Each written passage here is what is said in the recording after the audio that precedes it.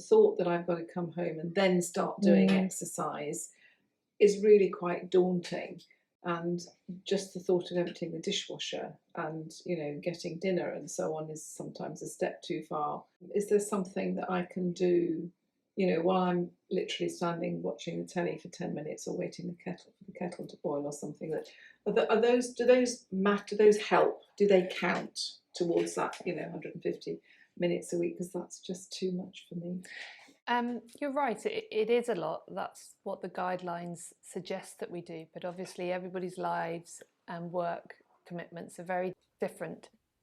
I think the thing to remember is that the exercise is a really important part of your regime every week. And so you do have to make allowances somewhere to try and fit in even short bursts of exercise.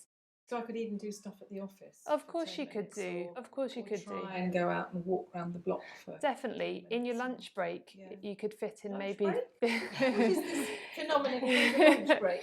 In your lunch break, you could fit in a walk around, even around the office if you need to. But certainly, we're going to go through some exercises that you could do sat at your desk whilst you're at home in your kitchen. But the main thing to do is to try and see where, if anything, you can allocate a bit of time for some cardiovascular work. Even if it's at the weekend, it still counts. Okay, maybe even put some into my diary during the week. So. Sometimes you have to make yourself a bit of a schedule to make sure it happens. It's true. Jessica, I'm fortunate I'm retired, so I have a bit more time on my hands. Is there a limit as to how much exercise I can do?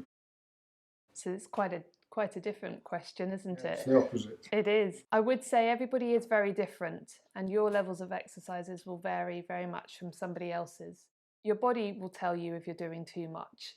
But generally speaking, if you can fit in some exercise every day, so long as your joints don't remain repetitively swollen or sore or stiff, then you're doing the right thing. Keep with it, and your body will tell you if you're doing too much. I like going to the gym.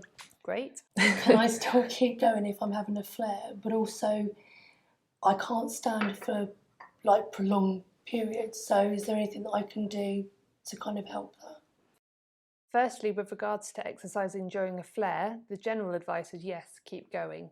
By that, I don't mean working at the higher level of the types of exercises you'd do at the gym, but keeping going with the slower, more gentle exercises to sustain your joint range of movement, but without aggravating them further. So again, that's very individual, but listen to your body. If you're able to do the same routine throughout your flare, then great, carry on. If not, just lower the repetitions, lower the intensity, and see how that goes. To not work with any kind of weights, just perhaps drop them off and see if that will help. You should be able to keep going, just at a lower level. And when it comes to exercises on your feet, you're right, it can be that the feet are a sore part when it comes to RA. So we're going to go through some exercises that are both chair-based and in fact on your bed as well, so that you haven't got to do everything on your feet.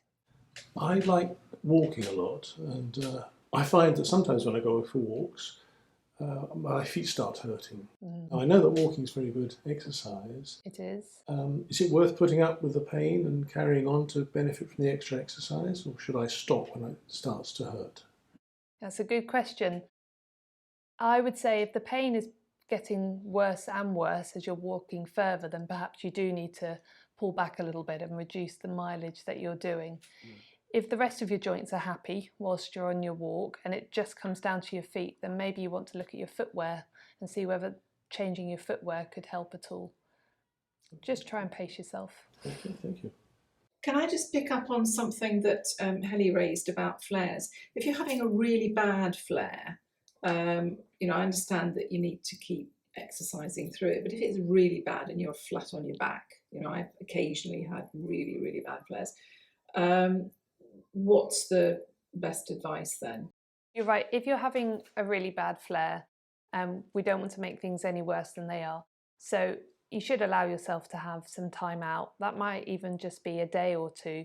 Allow your friends, your family to help you out with the cooking and the cleaning, and just take a short period of rest until you feel strong enough to maybe try and resume your normal activities.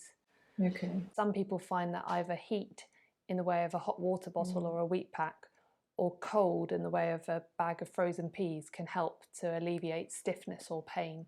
So that's something you could consider as well, just popping that on the joint for about 20 minutes to try and get some pain relief and reduction in the stiffness.